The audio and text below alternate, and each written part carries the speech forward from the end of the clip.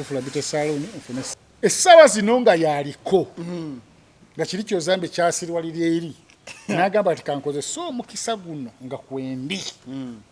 Nfune byembadde njagala.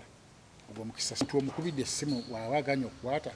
wazaala oyo yekka. Byokubye eggwanga nti wawasa Munyankole. Kitegeeza oleese tribalism. Genda wejjanjaba. Manya nti wazaala ekisiru kyasa Katonda. Oli ku YouTube channel agaliwo tuula kalira emboozi egw'amakerenda. Waliwo Sezaala yalabiddwako. Sezaala ng'ali mu akeedyawo ng'alaga obutali bumativu eri muka mwana we.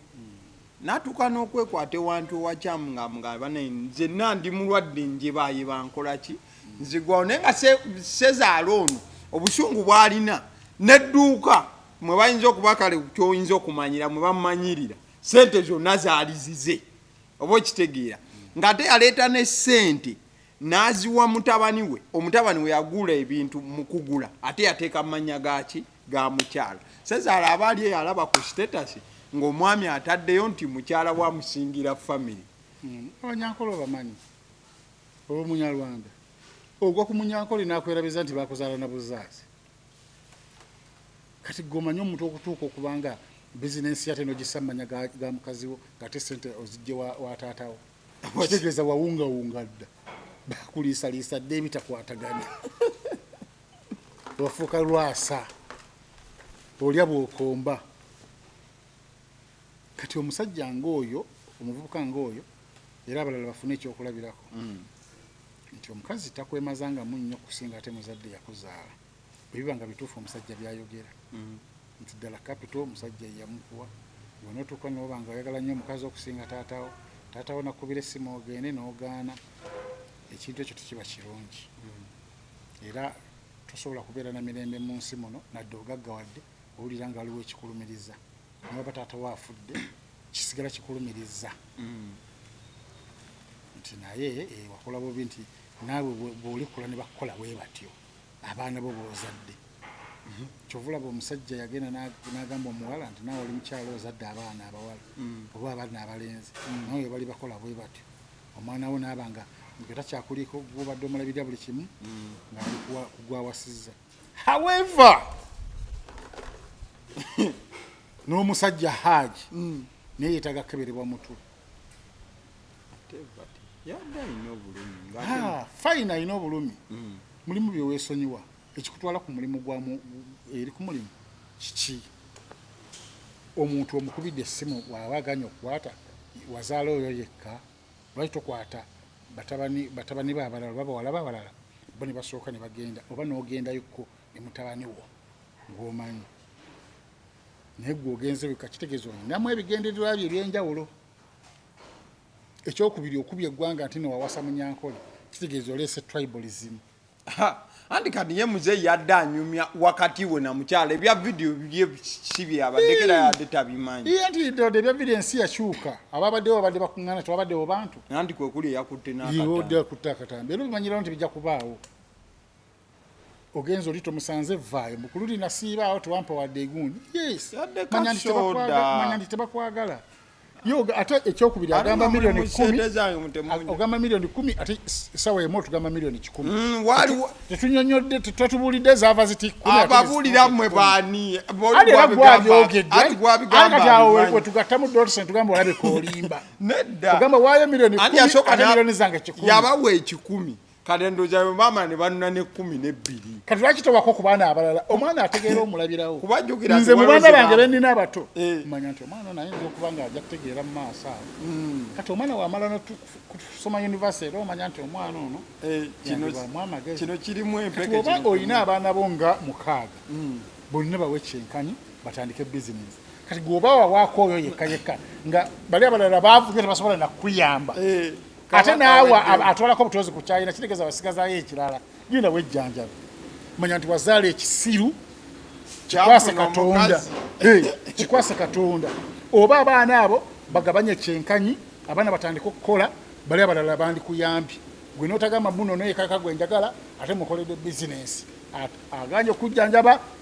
ogenda kufa. Kitegeeza bali abalala ndaababo tewabafaako abaana bo eyo ensobi ya muzadde. Nze omwana woogana okunzijanjaba ntumayo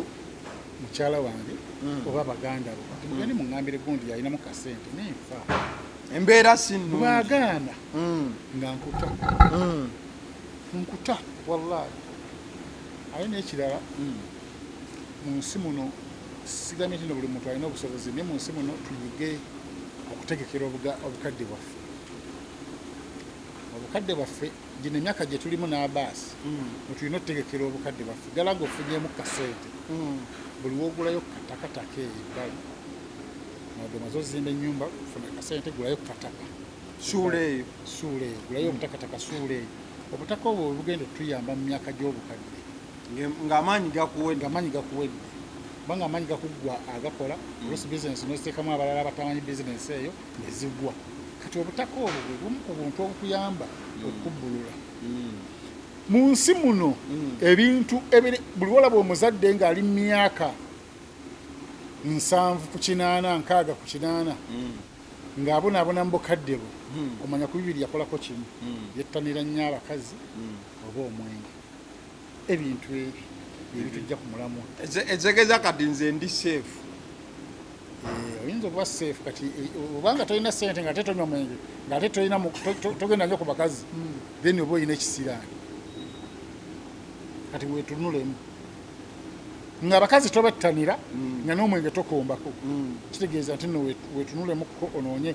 obuzibu bwange buli luddawo kubanga ebyo ebintu bibiri byebikyasinza okutwala seefu nze byonna sibiri nyina abakazi 3 simi bana abawala gwensanga gwenkwana gwendya olina n'akatabo mubawandiika olina register tosobola kusevinga sente mu bulamu bw'ensi bino mbunoonya omwenge okesiza mu bbaala olina n'ekibiina ekinywa bw'otabeerayo bakkubira essimu nti owaayo kiki nemugula zikureti ne zibeeraawo okusevinga sente olina kubanga oli musajja nnyo nga ddala ofuna nnyingi kati bulolaba omuntu ng'atuuse mu myaka 7 kudda waggulu ng'ali mu kubonaabona ennyo kitegeeza ebintu ebyo bibiri tiyabyerekereza wabula ku bibiri oyinza okwerekerezaako ekimu ate ekimu kyosigazza noti kigenda into deep kati muzeeyi singa yalina obutaka bwe ebbali yandituuse kujja kuswala ku social media yandibaddewo ne pulaani B kubanga kiraga nti yalinamu ne ssente naye gwe omuntu wotuukira okugaba miliyoni 10 n'ogaba miliyoni 10 noba nga essaawa zino ku myaka 6 gy'oliko 73 ogenda bakulikodinga ne ku social media ku mulimu gw'omuntu oswalira eyo kitegeeza olina ensoli gye wakola oba ssente wazisaasaanya mu bubi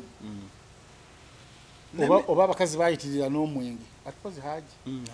abakazi bayitirira yali abanywa ogaba otya miliyoni 10 isaaza noba nga talina zikujjanjaba how comes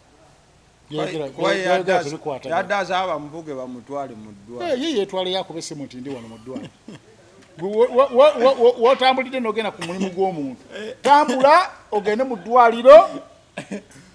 basisita bo bateeke muganda wammwe ku nninga kikasa ali mu ddwaliro bamulemedde agenda tandika kwoza masuuka bamujjanjabe n'essaawa zino stage gyaliko yakwoza masuuka nakulongoosa ddwaliro kale abaana bakube ku social media nti taata wuuno ebyo ebiti era omala ogenda omujjanjabirwa mpaka kusinga gwe wate okuvaana ogende ku mulimu gw'omuntu wositukidde wofunye amaanyi agogerera eddakiika eziwera 6 ng'oyogera n'oweeri n'ahulira aleka talina mulwadde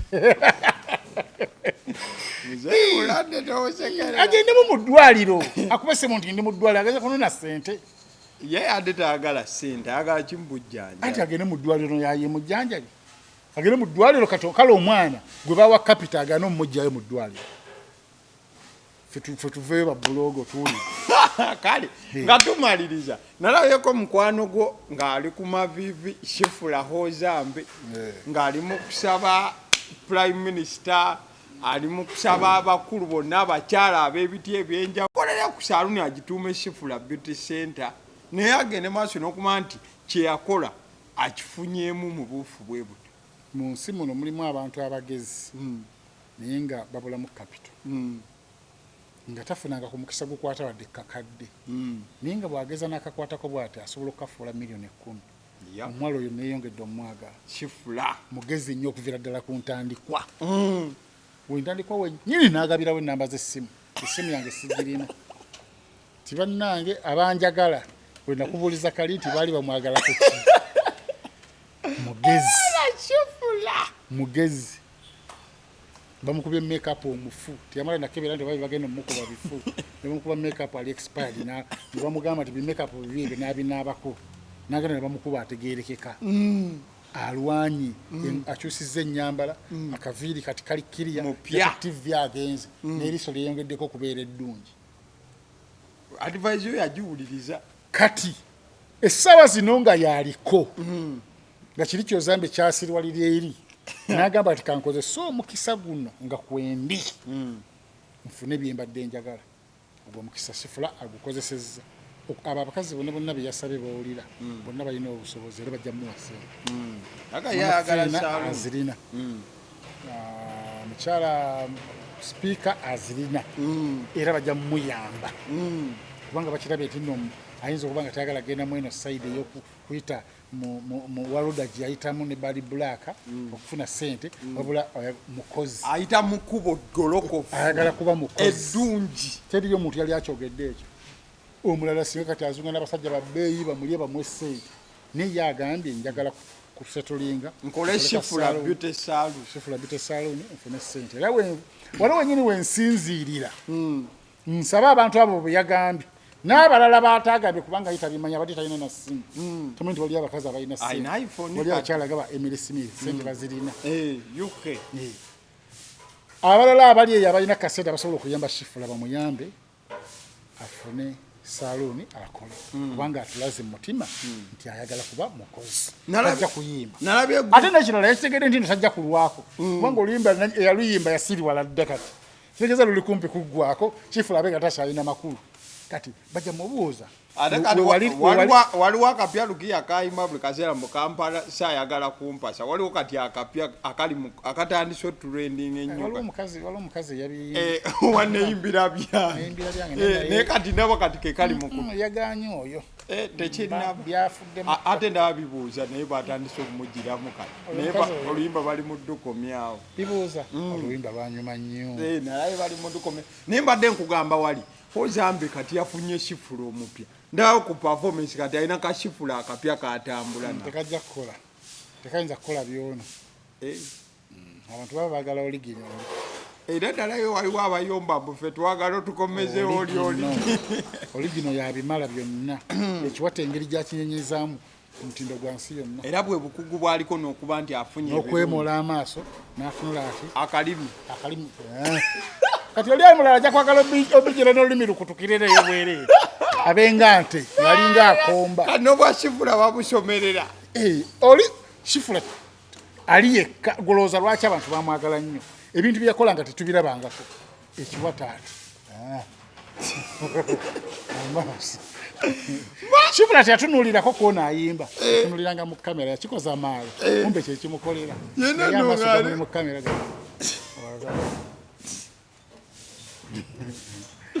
ya programu ekomye wano basebeni banyabo amanya Bugenya media mulimu gwange entunda motoka